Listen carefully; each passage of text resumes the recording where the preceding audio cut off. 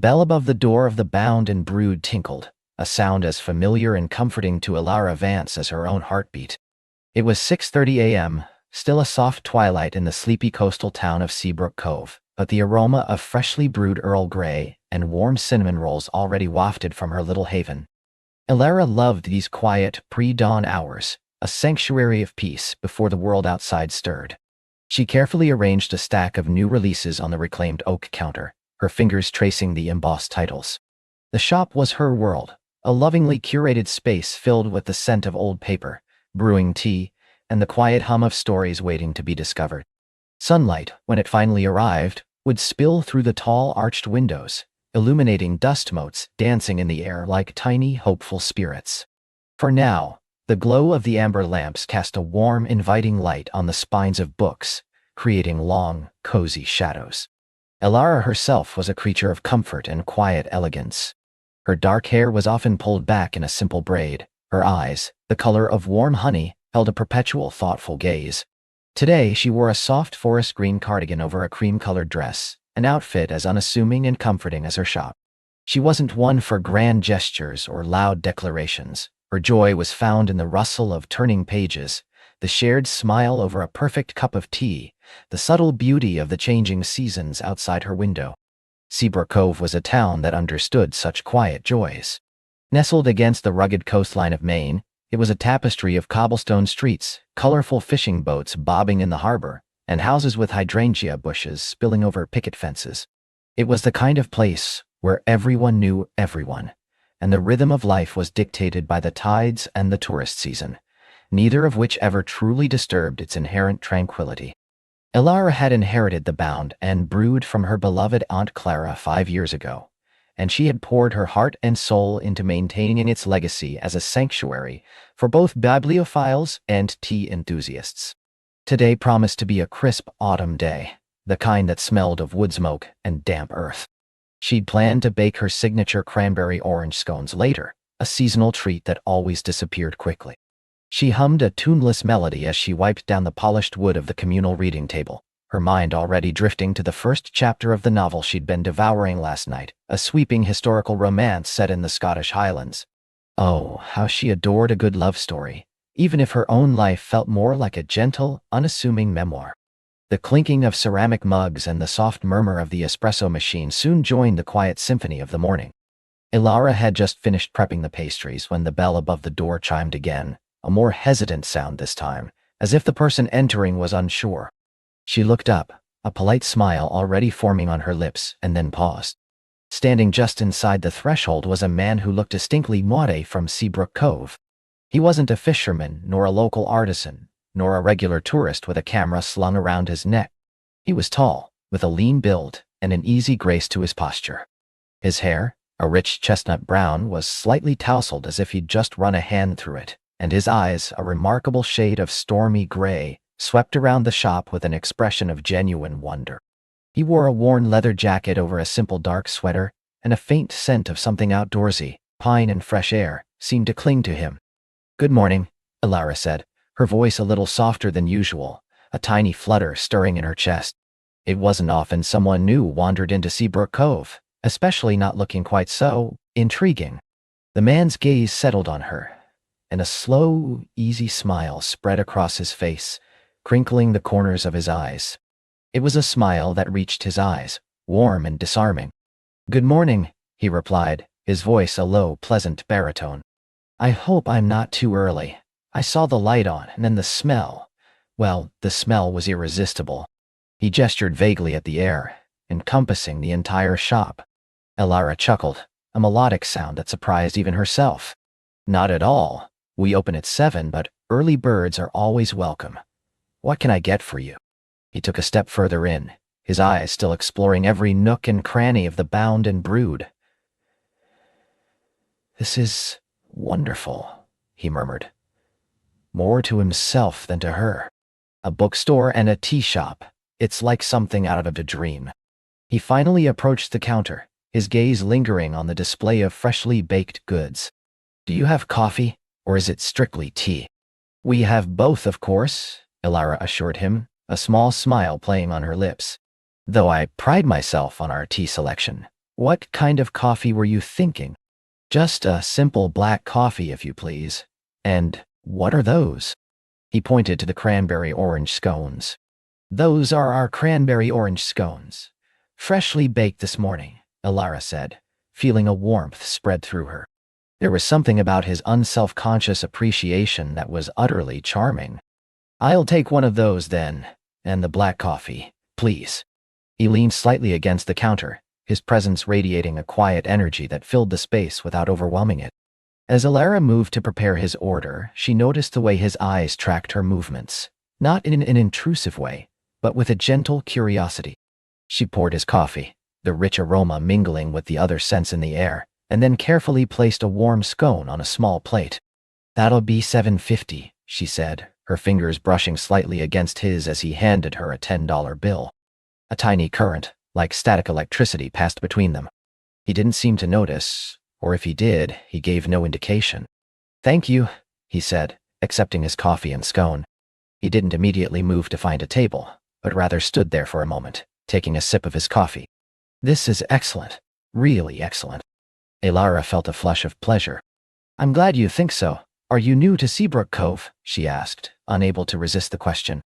He finally settled his gaze on her again, those gray eyes thoughtful.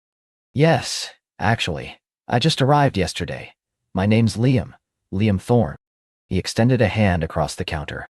Elara took it, her hand fitting perfectly in his. His grip was firm but gentle.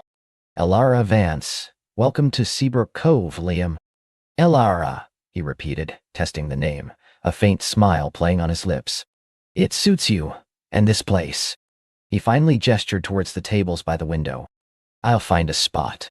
He chose a small round table tucked away in a corner, bathed in the soft morning light. Elara watched him surreptitiously as she continued her morning tasks. He ate his scones slowly, savoring each bite, and took periodic sips of his coffee, his gaze constantly sweeping over the bookshelves. There was an air of quiet contemplation about him, a sense of being perfectly at ease in his own company, yet also deeply observant of the world around him. A few more customers trickled in over the next hour. Mrs. Gable, a retired school teacher who always bought a fresh pot of Earl Grey, and the day's crossword puzzle, young Leo, who dashed in for a hot chocolate before school, and Mr. Henderson, the gruff but kind owner of the hardware store, who needed his daily dose of strong black coffee. Elara greeted each of them by name, a testament to the close-knit community. Liam remained in his corner, a silent, comforting presence. He had pulled out a small leather-bound notebook and a pen, occasionally jotting something down, but mostly just observing. He seemed content to simply exist in the space, soaking in its atmosphere. Elara found herself stealing glances at him more often than she probably should, a strange pull drawing her attention to his quiet focus. Around 9 o'clock, just as the first rays of full sunlight finally streamed through the arched windows, Liam rose from his table. He carried his empty mug and plate back to the counter. Thank you, Elara, he said, his smile as warm as before. That was exactly what I needed. My pleasure, Liam, she replied, taking the dishes from him. Will you be in Seabrook Cove for long? He paused, a flicker of something unreadable in his eyes. For a while, yes. I'm hoping to do some writing, find some inspiration. He glanced around the shop again, his gaze lingering on the shelves. And I think I might have found a good spot to start. Elara felt a blush creep up her neck. Was he referring to her shop? To her? She wasn't sure, and the ambiguity was both thrilling and slightly unnerving. Well, you're always welcome here, Liam, she said, trying to keep her voice light and even. He nodded, that easy smile returning. I'll keep that in mind. Have a good day, Elara. And with another soft chime of the bell, he was gone, leaving behind a faint scent of pine and a lingering sense of warmth in the space he'd occupied. Elara found herself staring at the door for a moment longer than necessary. The rest of the day passed in a pleasant blur of customers, book recommendations, and brewing tea. But in the quiet moments between serving, Elara's mind kept returning to Liam. His calm demeanor, the kindness in his gray eyes, the way he'd appreciated her scone and coffee. It was unusual for a stranger to make such an impression, especially on her. She was a woman who valued her routine, her predictable comforts. And yet, Liam Thorne had, in a single morning, managed to add a subtle, intriguing note to her well-ordered symphony. She found herself wondering about him. What kind of writing did he do? What brought him to Seabrook Cove? He didn't seem like a man running from something, but rather a man seeking something. And for some reason, that thought resonated deeply with her. The next morning, the bell tinkled again at precisely 7:05 a.m. Elara looked up, a small anticipatory smile already playing on her lips. And there he was, Liam Thorne, looking just as charming and comfortable as he had the day before. "Good morning, Elara," he said, a hint of amusement in his voice as he saw her smile. "Good morning, Liam," she replied, her voice a little brighter than usual. "The usual?" He nodded. "Black coffee and a scone, please. Whatever scone you've got today." Today she had baked blueberry lemon scones, and she served him one with a dollop of clotted cream. He took his familiar spot by the window, opening his leather-bound notebook, but this time he didn't immediately start writing. Instead, he simply watched the town slowly wake up, sipping his coffee, a contented expression on his face. This became their unspoken routine over the next few days. Every morning, Liam would arrive shortly after Elara opened, order his coffee and scone, and settle into his corner. He rarely spoke much, but his presence was a quiet comfort. Elara grew accustomed to seeing him there, the subtle shift in the shop's atmosphere when he arrived, the way the light seemed to catch the subtle streaks of gold in his chestnut hair. She learned small things about him through their brief, polite exchanges. He was indeed a writer, specifically a travel writer, though he didn't elaborate much on his current project. He had chosen Seabrook Cove for its unspoiled charm and the gentle rhythm of life. He appreciated good books and would often pick one from the shelves to browse while he drank his coffee, sometimes returning it, sometimes purchasing it with a quiet nod of satisfaction. One rainy afternoon, a week after his first visit, Liam lingered longer than usual. The shop was mostly empty, save for a few students huddled over textbooks in the back, and the soft patter of rain against the windows created a soothing backdrop. Elara was restocking the poetry section when she heard his voice. "You have a remarkable selection here, Elara." She turned to find him standing near the poetry shelves, a slim volume of Mary Oliver in his hand. "Thank you," she said, her heart doing a familiar little flutter. "Poetry is often overlooked, but I think it holds so much truth and beauty." "I agree," he said, his eyes on the book. "It's like capturing a whisper in a bottle." He looked up at her, a thoughtful expression on his face. "You seem to know every book in this shop, don't you?" Elara smiled. "Most of them, yes. They're like old friends." "Do you have a favorite?" he asked, genuinely curious. She considered for a moment. "That's like asking a parent to choose a favorite child," she said playfully. "But if I had to pick one for a rainy day like this, perhaps The Secret Garden, or anything by Jane Austen. Something comforting with a promise of hope." Liam chuckled, a low, warm sound. "A promise of hope. I like that.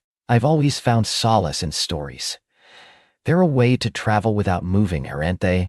"Exactly," Elara agreed, feeling a genuine connection spark between them. "And to understand different lives, different ways of loving." He nodded, his gaze lingering on her for a moment. "Do you ever wish you could step into one of those stories?" The question caught her off guard. She hadn't often allowed herself to ponder such fanciful notions. Her life was here, in Seabrook Cove, in her bookstore. But as she looked into his steady gray eyes, a quiet longing stirred within her. "Sometimes," she admitted softly, "especially the ones with happy endings. The ones where people find their true place and their true person." Liam's smile softened. "I think we all do, Elara, even if we don't always admit it." He replaced the Mary Oliver book and picked up a copy of Persuasion. "I think I'll take this one today, for the promise of hope." As Elara rang up the book, she felt a shift within her. Liam Thorne wasn't just a transient presence anymore. He was becoming a thread in the rich tapestry of her days, a quiet echo in her thoughts, a gentle whisper of something new and beautiful beginning to unfurl. And for the first time in a long time, the thought of her predictable, comfortable life felt less like a sanctuary and more like a prelude. A prelude to a story she hadn't yet dared to write for herself. Liam gave her a soft, lingering smile as he took the carefully bagged book. "Thank you, Elara." He used her name again, making it sound like a secret, a soft melody. He didn't rush out. He glanced around the bookstore, a genuine appreciation in his eyes for the quiet solace it offered, but his gaze always drifted back to her. "It's a beautiful place you have here," he said, his voice a low murmur, rich and warm like aged whiskey, full of stories waiting to be discovered.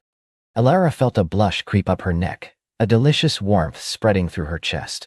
"It is," she managed, her voice a little breathy. "It's my sanctuary." He nodded slowly, his eyes holding hers, a depth there that promised secrets and dreams. "I can see that. Perhaps I'll find my own story here too." The implication hung in the air, light as dust motes in a sunbeam, yet heavy with unspoken possibility. He gave her one last, meaningful look, a silent question in his gaze, then turned and walked out, the bell above the door chiming a gentle farewell that echoed in the suddenly too quiet space. Alara watched him go, her hand still resting on the cool surface of the counter, as if waiting for his touch.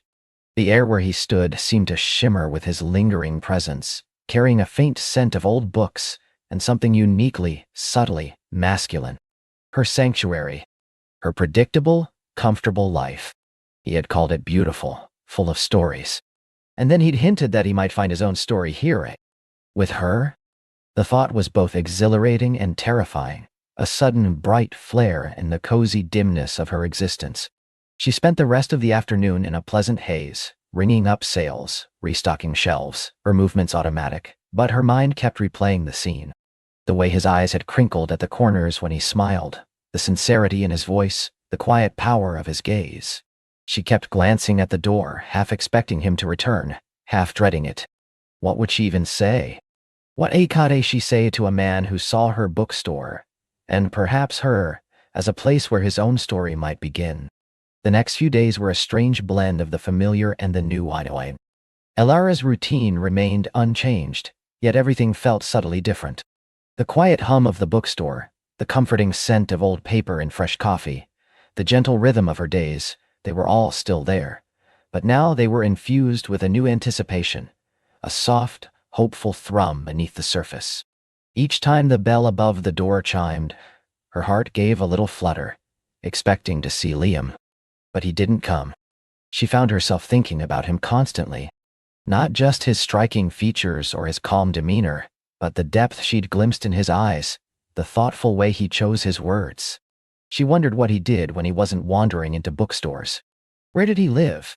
What were his dreams, his quiet fears? She even found herself picking up the very book he'd bought, Guide Housekeeper's Daughter, and reading the blurb again. A story of resilience, of unexpected love found in a solitary place. A pang of something akin to longing tightened in her chest. Was that what she wanted? Unexpected love? She'd always thought her life was complete, perfectly curated, a cozy haven. But Liam had introduced a new color into her monochromatic world, a vibrant hue she hadn't known she was missing, and now she couldn't unsee it. The thought of her solitary evenings, once a cherished comfort, now felt tinged with a faint, unfamiliar loneliness. A week later, Alara was on her usual Tuesday morning pilgrimage to the Daily Grind for her large Earl Grey tea and a blueberry scone. The air was crisp, hinting at the approaching autumn, and the leaves on the maple trees were just beginning to turn fiery red and gold, painting the town in glorious shades. She pushed open the glass door of the bustling coffee shop, the comforting aroma of roasted beans washing over her, a familiar balm. She joined the short queue, her gaze idly sweeping over the patrons, and then her breath hitched. There he was, Liam Thorne. He was sitting alone at a small sun-drenched table by the window, a steaming mug cradled in his hands, his head bent over a worn leather-bound journal. Sunlight caught the rich brown of his hair, highlighting streaks of auburn, and making it gleam like polished wood. He looked utterly absorbed, a picture of quiet contemplation, completely at peace in his own world. Her heart did a peculiar flip-flop, a mixture of surprise and profound relief. He was real. He hadn't been a figment of her hopeful imagination. He was here, in her town, in her coffee shop. As if sensing her presence, he slowly lifted his head. His eyes, those warm, intelligent eyes the color of dark honey, met hers across the crowded room. A slow, easy smile spread across his face, genuine and open, crinkling the corners of his eyes, and Alara felt herself respond in kind, an involuntary, radiant smile blossoming on her own lips. He gave a slight nod, a silent invitation that made her stomach flutter, and she felt a surge of courage she hadn't known she possessed. When it was her turn, she quickly ordered her tea and scone, her eyes still drawn to him, a magnetic pull. As she waited, she saw him close his journal with a soft kwagi, place a pen carefully inside, and then stand up, pushing in his chair. He walked towards her, a quiet confidence in his stride, a sense of purpose in his movements. Elara, he said, his voice a low rumble that sent a shiver down her spine, a familiar melody that settled deep in her bones. Good morning. Liam, she replied, her voice steadier than she expected, a surprising calm settling over her. What a surprise. I didn't expect to see you here. I frequent this place, he said with a small shrug, a hint of amusement in his eyes. It has the best coffee in town, and a wonderfully inspiring view for writing. He gestured vaguely towards the window, where the autumn leaves danced in the gentle breeze. Are you getting your morning tea? Yes, my ritual, she confessed, feeling a comfortable ease settle between them, as if they were old acquaintances rather than strangers with a burgeoning connection. Every Tuesday, rain or shine. Mine too, he chuckled, his laugh a soft, pleasant sound. Though mine involves more caffeine and less blueberry. She laughed, a genuine, uninhibited sound that surprised even herself. To each their own. Her order was called. Would you like to join me? He asked, gesturing back to his table with an open hand. If you have a moment. I'd love to, she said immediately, her heart singing, a lightness in her chest she hadn't felt in years. She grabbed her tea and scone, feeling a lightness in her step as she followed him back to the table. He pulled out the chair for her, a simple, old-fashioned gesture that warmed her from the inside out. So, the sanctuary owner frequents the local caffeine purveyor, he teased gently as she sat down, the scent of his cologne subtle and pleasant. And the mysterious new man is a writer, she retorted, gesturing to his journal, her confidence growing with his easy charm. What do you write, Liam Thorne? He leaned back, a thoughtful expression on his face, his gaze contemplative. Stories mostly, character-driven narratives, exploring themes of belonging, finding one's place in the world. His gaze flickered to her, holding hers. Much like the lighthouse keeper's daughter, actually. It resonated with me on a very deep level. I thought it might, Alara admitted softly, taking a cautious bite of her scone. It's a beautiful book, full of heart. Have you read it recently? Years ago, she said, taking a sip of her tea. Its warmth, the comfort in her hands. When I first opened the bookstore, I devoured everything I could get my hands on, searching for the stories that truly spoke to me. That one always stuck with me. She paused, then, emboldened by his openness, asked, So what brings you to Heavenwood, Liam? Is it for your writing, or something else entirely? He took a slow sip of his coffee, his eyes gazing out the window for a moment, observing the quiet life of the town, before returning to hers, steady and direct. Partly, I've been feeling a bit adrift lately, needed a change of scenery, a place that felt grounded, that had a sense of history and permanence. Heavenwood seemed to call to me, the quiet, the sense of community, the way time seems to slow down here. It's a place where stories feel like they could actually happen, not just be imagined on a page. It is a special place, Alara agreed, a quiet pride in her voice.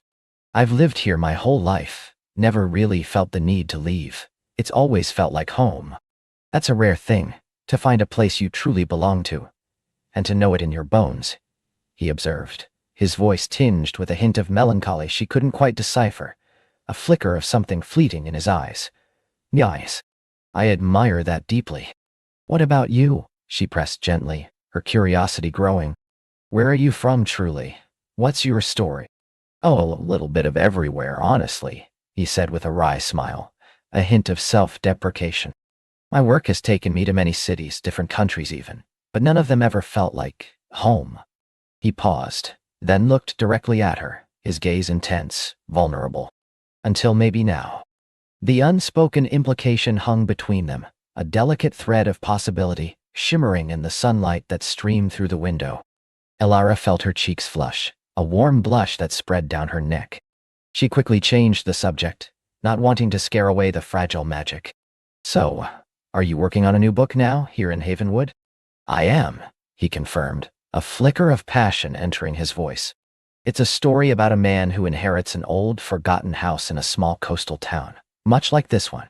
And through uncovering its history, its secrets, he starts to uncover his own. A journey of self-discovery, of finding roots. Dear's finding your roots. That sounds wonderful, she said, genuinely intrigued, picturing the dusty attics and forgotten letters. A house full of ghosts and memories waiting to be brought back to life. Precisely, he said, his eyes sparkling with an almost boyish enthusiasm. And maybe a new beginning, not just for the house, but for him. They talked for another half hour, the conversation flowing easily between them, like a gentle stream. They discovered a shared love for classic literature, a mutual appreciation for the quiet moments in life, and a surprising number of similar quirks, like their preference for rainy days, the smell of freshly baked bread, and the comforting crackle of a log fire. Liam listened intently when she spoke, his gaze unwavering, making her feel seen and heard in a way she hadn't realized she craved. He asked thoughtful questions, drawing out her opinions, making her feel that her thoughts were valued. When he finally had to leave, promising to stop by the book nook again soon, Alara felt a profound sense of warmth spread through her. The world, which had seemed perfectly adequate before, now felt vibrant, full of promise, painted in brighter colors. Liam became a regular at the book nook. Not every day, but often enough that Alara began to anticipate his visits, her heart giving a little skip each time the bell chimed. He'd browse the shelves, sometimes picking up a new release, sometimes an old classic, but always making his way eventually to the counter where she stood. Their conversations grew longer, more personal, blossoming like delicate flowers in the quiet atmosphere of the store. They talked about their childhoods, Alara's idyllic, rooted in Havenwood, filled with the warmth of her parents and the comforting presence of the bookstore.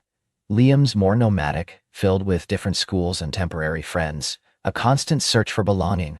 They discussed their dreams, Alara's simple, to keep her bookstore a beloved community hub, a beacon of stories. Liam's more complex, to craft narratives that resonated, that offered solace, that helped people feel less alone in their own journeys. He was a patient listener, and his quiet thoughtfulness drew her out of her shell, dismantling the invisible walls she had unconsciously built around herself. She found herself sharing anecdotes she hadn't told anyone in years, revealing vulnerabilities she usually kept carefully guarded beneath a veneer of cheerful competence.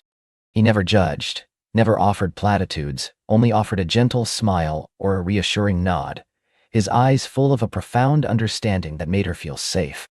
One afternoon, he found her perched precariously on a rolling ladder, meticulously alphabetizing the poetry section, a task she usually found meditative. "Need a hand?" he asked, his voice a playful murmur that made her jump. She nearly toppled off, clutching a stack of slim, dusty volumes. "Liam, you startled me." She laughed, a genuine, uninhibited sound. "Just taming the wild beast that is contemporary poetry. It seems to have a mind of its own." He chuckled, a rich, warm sound, steadying the ladder for her as she descended, his strong hand a reassuring presence on the wood. "I'm good with organizational tasks. My editor insists on it for my manuscripts." "Oh?" She quirked an eyebrow, a playful glint in her eye. "So you're a neat freak, then." "Only when it comes to my manuscript," he confessed with a grin, running a hand through his hair. "My apartment, on the other hand, often looks like a tornado has passed through a stationery store. A creative chaos, I like to call it."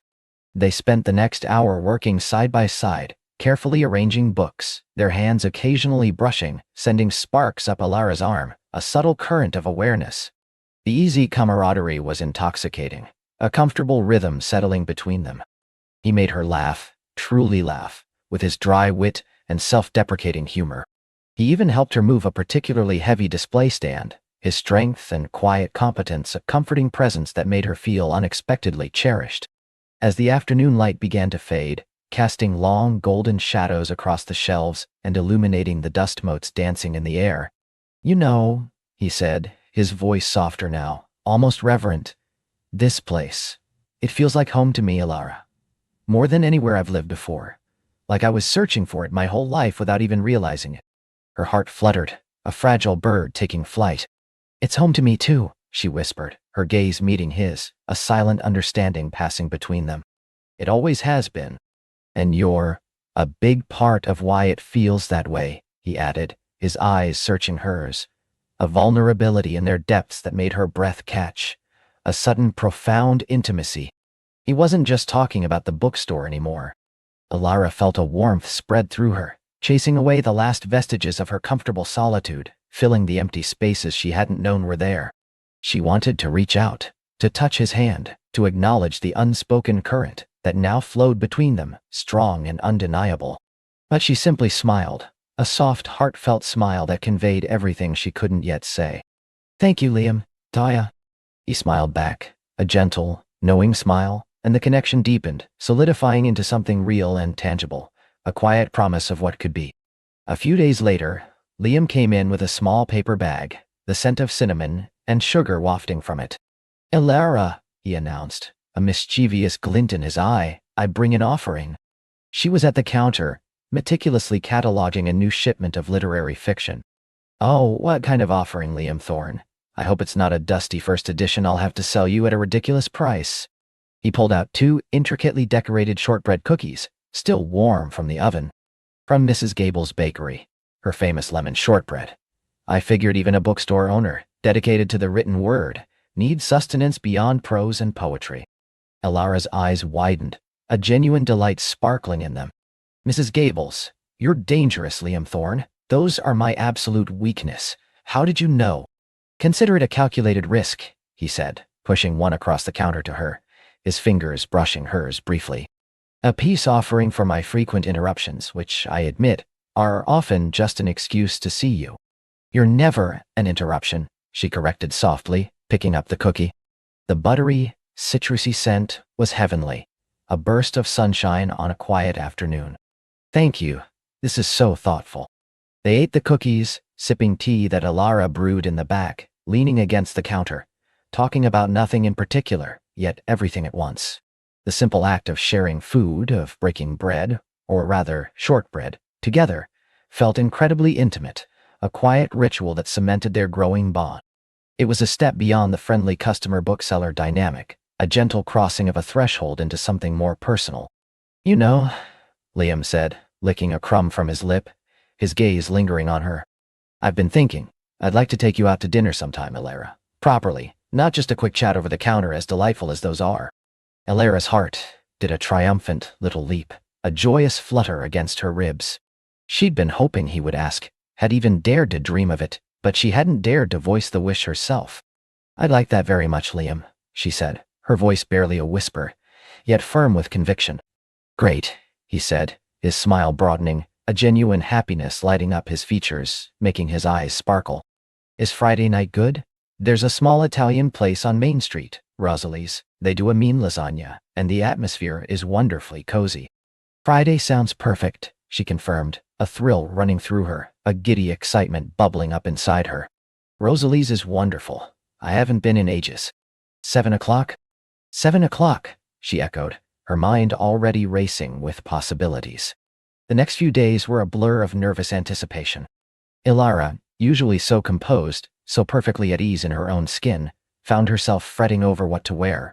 Her wardrobe, practical and comfortable for bookstore life, suddenly seemed woefully inadequate for a proper dinner date. She pulled out dresses she hadn't worn in years, tried them on, discarded them in a heap on her bed. Her practical self scoffed at her silliness, reminding her that Liam liked her just as she was, but her heart, newly awakened, insisted on finding something special, something that spoke to the woman she was becoming. Finally, she settled on a deep, emerald green dress, simple yet elegant, that brought out the mysterious flecks of gold in her eyes and complemented her fair skin. It was a dress she'd bought on a whim years ago and rarely worn, deeming it too much for the quiet comfort of Havenwood. Now, it felt just right, a silent declaration. She styled her hair in soft waves, a little looser than usual, applied a touch of makeup, just enough to enhance her natural beauty, and for the first time in a long time, looked at her reflection and saw not just Alara, the bookstore owner, but Alara, a woman embarking on something new and exciting, a story all her own. As she locked up the bookstore that Friday evening, the familiar sense of paper and coffee seemed to whisper encouragement, a gentle cheerleading from the heart of her sanctuary. The streetlights cast a warm, inviting glow, and the autumn air was crisp but not cold, carrying the faint scent of damp earth and distant wood smoke. She walked the short distance to Rosalie's, her heart thrumming with a mixture of nerves and exhilarating joy. Liam was already there, standing by the entrance, looking incredibly handsome in a dark blazer and a light blue shirt that made his eyes seem even bluer, like a summer sky reflected in a deep lake.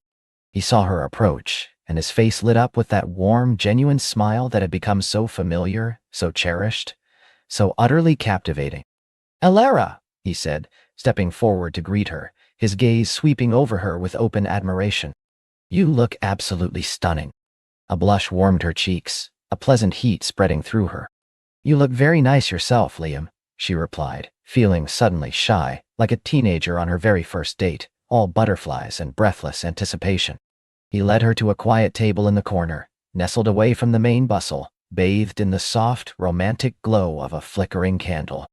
The restaurant was cozy, filled with the murmur of contented conversations, the gentle clinking of cutlery, and the delicious aroma of garlic, herbs, and simmering tomato sauce. Their initial conversation was light, easy banter about the town, the changing seasons, new books, and old movies. But as the evening progressed, fueled by delicious food, the lasagna was indeed divine, and a shared bottle of smooth red wine, the conversation deepened, moving into more intimate territory. "You mentioned feeling adrift," Elara prompted gently, remembering his words from their coffee shop meeting, sensing there was more to his story. "What exactly did you mean by that, Liam?" Liam paused, swirling the wine in his glass, his expression thoughtful. "It's a long story," he began, his voice a little softer now, more vulnerable, but the short version is, I spent most of my adult life chasing success, moving from one city to another, always looking for the next big thing, the next achievement. I had a good career, a comfortable life, but it always felt empty, like I was reading the words on a page, but never truly understanding the story, never feeling truly connected to it. He sighed, a soft, weary sound that spoke of past burdens. "A few years ago, I went through a rather difficult period. A long-term relationship ended. A writing project I'd poured my heart and soul into fell apart spectacularly. It made me reevaluate everything. I realized I was tired of chasing. I wanted to be somewhere, to feel something real and lasting, not just fleeting success." His honesty touched her deeply, a raw vulnerability that resonated with her own quiet struggles. "And Havenwood is that place for you now?" He looked at her, his eyes serious and earnest, holding her gaze with an unwavering intensity. "It feels like it, Elara. It feels like the first place where I can truly breathe, where I can finally put down roots, not just for a season but for good." And he added, his voice dropping to a low, intimate tone that sent shivers down her spine. "Meeting you here in your bookstore. That's been a significant part of it. A turning point, I think." Elara's heart swelled, a tender ache of emotion. She reached across the table, her fingers tracing a pattern on the crisp white tablecloth near his hand, a silent gesture of comfort and connection. "I understand what you mean," she confessed, her own voice soft, a mirror of his vulnerability. "I've always been rooted here physically, but sometimes I felt like I was just going through the motions. Content, yes, but not vibrant, not truly alive, not truly fulfilled. Until recently. Until recently." He covered her hand with his touch warm and firm, a reassuring presence that grounded her. "Until recently," he echoed, a gentle smile playing on his lips, a shared understanding passing between them. "It seems we both found something unexpected here in Havenwood." They talked about their fears, their hopes, the quiet corners of their souls they rarely exposed to the world. Elara found herself telling him about her parents, who had passed away years ago, leaving her the bookstore, and the quiet grief she'd carried, often masked by her industriousness and dedication to her work. Liam, in turn, spoke of his own family, scattered across the country, and his lifelong longing for a sense of belonging, a place where he truly felt he fit. He spoke of the quiet pressure of being a writer, the solitude, the constant battle between self-doubt and creation. The hours flew by.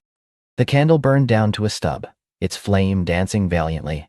The restaurant slowly emptied around them, but they remained lost in the comfortable intimacy of their conversation, their hands remaining intertwined across the table for much of the evening, a silent anchor, a comforting presence. When they finally emerged from Rosalie's, the night air was cooler, filled with the scent of damp leaves and distant wood smoke. The crispness a welcome contrast to the warmth of the restaurant. The street lights cast long, romantic shadows down Main Street, illuminating their path. Liam walked her home, their shoulders occasionally brushing, a quiet electric current passing between them. The silence between them was not awkward, but filled with a comfortable, contented hum, a symphony of unspoken feelings. As they reached the steps of her small apartment above the bookstore, Elira turned to him, her heart filled to bursting. "Thank you, Liam," she said, looking up at him, her eyes shining in the dim light. "Tonight was wonderful, more than wonderful. It was everything I didn't know I needed." "It was," he agreed, his eyes dark and warm, filled with an emotion that made her breath catch. He reached out, gently cupping her cheek, his thumb brushing softly against her skin, sending a delicious shiver down her spine. "Elira," he murmured, his voice a tender whisper, husky with emotion.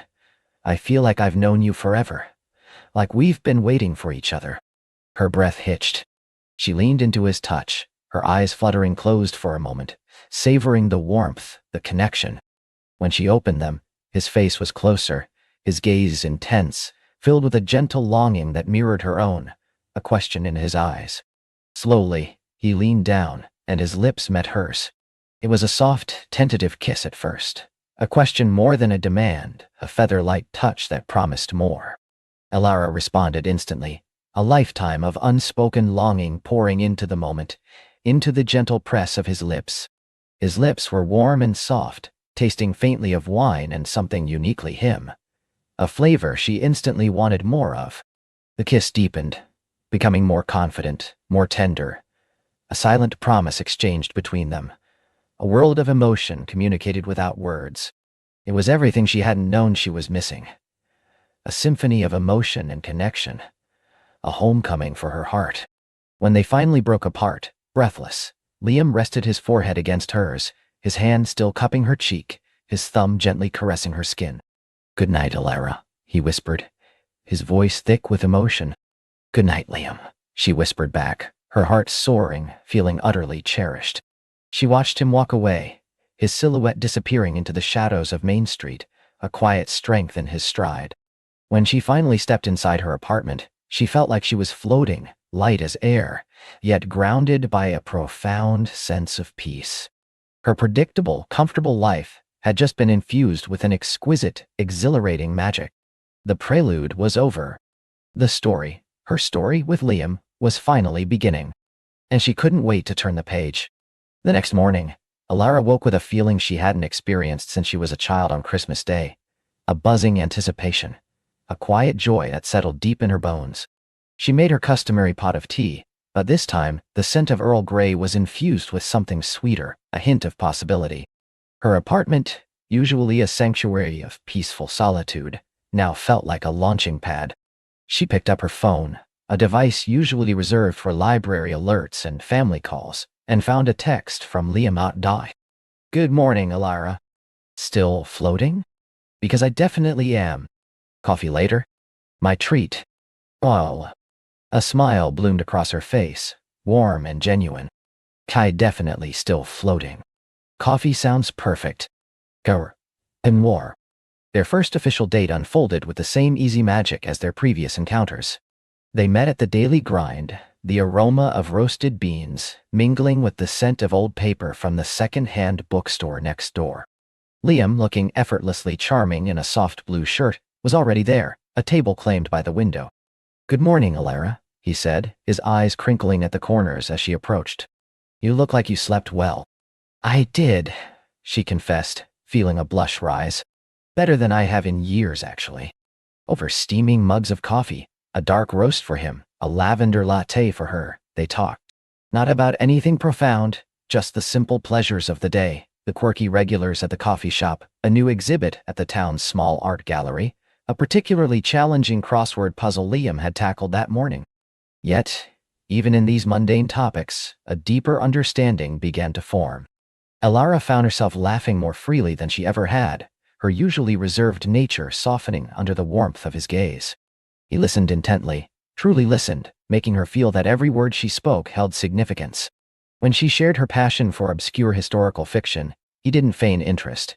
He asked thoughtful questions, genuinely curious about the worlds she loved to inhabit. When he spoke of his woodworking, his voice gained a quiet passion, describing the feel of grain beneath his hands, the satisfaction of coaxing beauty from raw timber. "It's like giving something a second life," he explained, tracing patterns on the condensation of his coffee cup. "Taking something discarded, or just raw, and seeing the potential within it, transforming it." Alara felt a jolt, a sudden recognition. Was that what he was doing for her? Transforming her life, seeing potential she hadn't dared to acknowledge? Their dates continued, each one a brushstroke on the canvas of their burgeoning relationship. They walked the winding trails of Harmony Creek Park, the autumn leaves crunching underfoot, sharing stories of their childhoods. Liam revealed he'd grown up in a bustling city, the son of an architect, always surrounded by grand designs and ambitious projects. He'd followed in his father's footsteps for a time, but the relentless pace, the constant pursuit of bigger and better, had left him feeling hollow. "I found myself building things I didn't believe in, for people I didn't respect," he admitted one crisp afternoon, leaning against a centuries-old oak. "I needed to get back to basics, to create with my hands, to live somewhere where the loudest noise was the wind in the trees, not the constant hum of ambition." Harmony Creek had called to him, its quiet charm and sense of community offering the antithesis of his former life. He'd bought an old barn just outside of town and converted it into his workshop and living space, slowly building a new life, one carefully crafted piece of furniture at a time. Alara, in turn, shared her own story of finding peace in Harmony Creek. She'd moved here after college, seeking refuge from the overwhelming expectations of a high-achieving family. The library had been her sanctuary, its quiet order a balm to her soul. She'd built a life of predictable contentment, carefully curated to avoid drama or upheaval. "I've always loved the quiet," she confessed, her voice soft. "The steady rhythm of days, knowing what to expect, it's—" Liam nodded, his gaze gentle and understanding. "There's beauty in that, Alara. A profound strength in knowing yourself and creating a life that nurtures you." He reached out, his fingers lightly brushing hers. "But sometimes, even the most beautiful steady rhythm can be enhanced by a new melody, can't it?" Alara felt a tremor of excitement and a flicker of fear. He saw her, truly saw her, not just the quiet librarian, but the woman beneath, yearning for more, even if she hadn't quite realized it herself. Their evenings often ended at Alara's apartment, not with a rush, but with lingering conversation. He'd help her with her endless stacks of books, or they'd simply sit, sharing a cup of tea. The comfortable silence between them, a testament to their growing intimacy. One evening, as the first chill of winter began to creep in, Liam brought over a small, intricately carved wooden box. "For you," he said, holding it out. "I saw it, and I thought of you. For your pens, or maybe little notes." Alara took the box, her fingers tracing the smooth, polished wood. It was exquisitely crafted, simple yet elegant, clearly made with love and precision. "Liam, it's beautiful," she whispered, her heart swelling. "Thank you. Every piece I make tells a story," he said softly, "and I wanted to make something that started a new chapter for you." His words resonated deeply. Her life, once a carefully bound volume, was now being unbound, new pages added, illuminated by his presence. As the weeks turned into months, Alara found her meticulously ordered life gently rearranged. Her mornings still began with tea, but now she often shared a quick text with Liam. Her evenings were no longer solely dedicated to books or quiet hobbies. They were filled with shared meals, laughter, and the comforting presence of a man who understood her in a way no one ever had. Her friends at the library, particularly Clara, her spirited colleague, noticed the change. "You're positively glowing, Alara," Clara observed one Tuesday afternoon, arranging a display of holiday cookbooks. "What's his secret? Is it the wood dust? Does he smell like cedar and sunshine?" Alara laughed, a sound that had become more frequent and unrestrained since Liam had entered her life. "He smells like peace and possibility," she admitted, a soft smile gracing her lips. Despite the profound joy Liam brought, a subtle current of anxiety hummed beneath Alara's contentment. She loved the feeling of being cherished, of having her world expand, but she also cherished her quiet independence, the predictable rhythm of her days. She'd spent so long cultivating this serene existence, and the thought of anything disrupting it, even something wonderful, occasionally made her heart flutter with a familiar, unsettling fear. One particularly busy week at the library, with a new cataloging system rollout and a holiday book drive, Ilara felt stretched thin. Liam, sensing her stress, offered to bring her dinner one evening. He arrived with a warm homemade lasagna and a bottle of her favorite sparkling cider, his presence a comforting anchor in her chaotic day. As they ate, the library's quiet hum of activity settling into a gentle lull after closing hours, Ilara found herself watching him, his easy smile, the way he seemed completely at home even amidst her professional space. A sudden, unexpected wave of emotion washed over her, a blend of love and a fleeting, almost imperceptible panic. "This is a lot," she said, gesturing vaguely around the library, but also she realized at her heart. Everything. The library, the new system, and us. She looked at him, her gaze earnest and a little vulnerable. "I'm not used to this much. Wonderful chaos. My life used to be so meticulously planned, so quiet." Liam set down his fork, his expression softening with understanding. He reached across the table, taking her hand in his. His touch was warm and steady. "Ilara," he began, his voice a low, reassuring rumble. "I understand. I really do. You've built a beautiful, peaceful life here, and that's one of the things I admire most about you. I would never want to disrupt that, to take away your peace." He squeezed her hand gently. "But what if I'm not chaos? What if I'm just an added layer of peace? A different kind of quiet, but one that expands rather than diminishes what you already have." He looked into her eyes, his sincerity radiating. "I don't want to change you, Ilara. I just want to love you and walk alongside you, and maybe, just maybe, add a little extra joy to your already wonderful life. Your quiet, your books, your routines, they're a part of who you are, and I cherish them, just as I cherish every other part of you." His words were a balm to her soul, dissolving the knot of anxiety she hadn't even fully acknowledged. He wasn't asking her to abandon her sanctuary. He was offering to join her in it, to make it even richer. It was a profound relief, a realization that love didn't have to mean sacrificing herself, but rather finding another person who truly saw and valued her whole self. Over the following weeks, Ilara consciously let go of her lingering reservations. She embraced the new melody Liam had spoken of, finding that it harmonized perfectly with the steady rhythm of her life. She discovered that her peace wasn't fragile. It was robust, capable of encompassing the vibrant, exhilarating love she felt for Liam.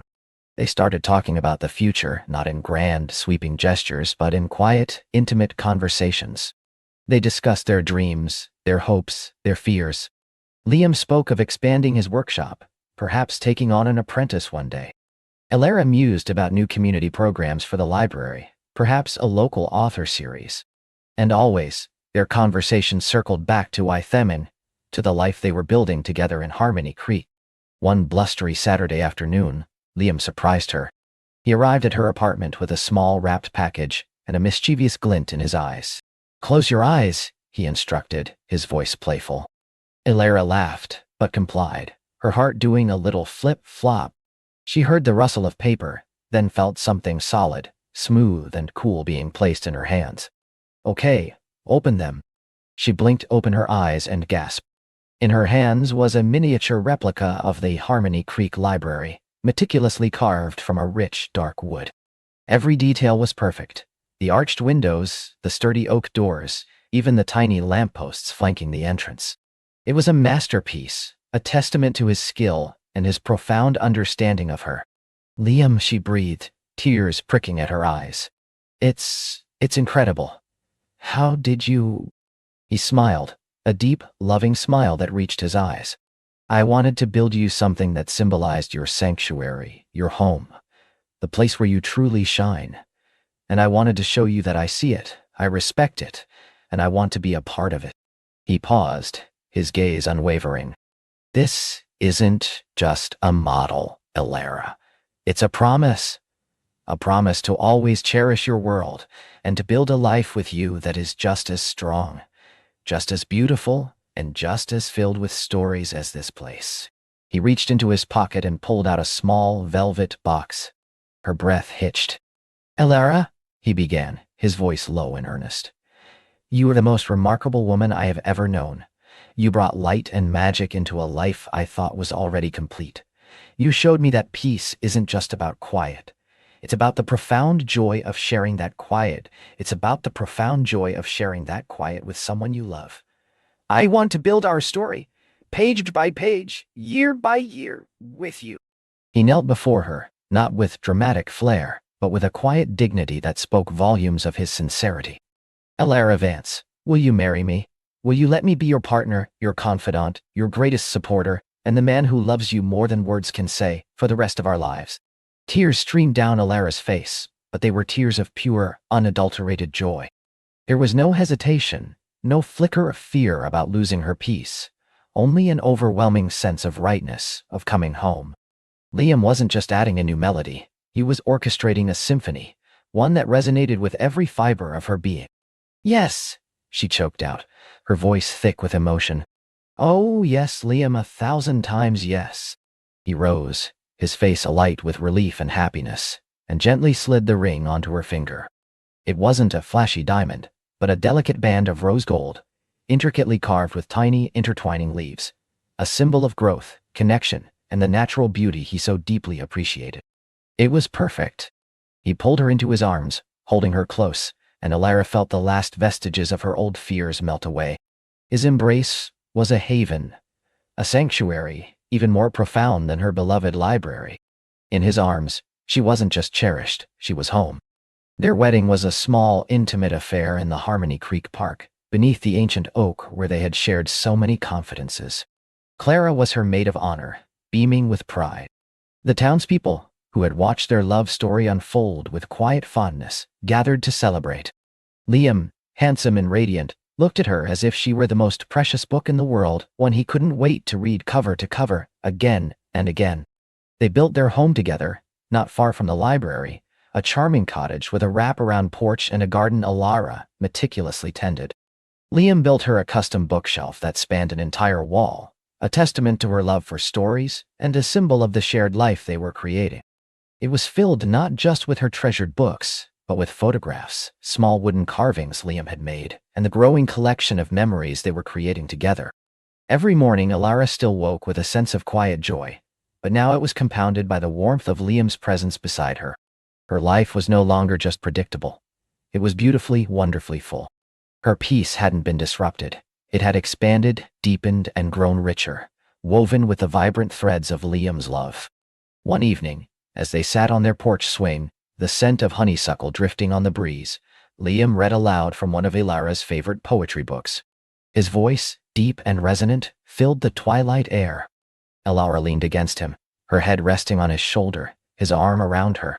She closed her eyes, listening to the words, to the beat of his heart, feeling utterly content. The prelude was indeed over. The story, her story, with Liam, was a beautifully unfolding narrative, filled with emotional depth, charming moments, and an endless promise of love. And Elara, with a heart overflowing, knew that this was the most heartwarming story of all, a tale she would cherish forever, every single perfect page.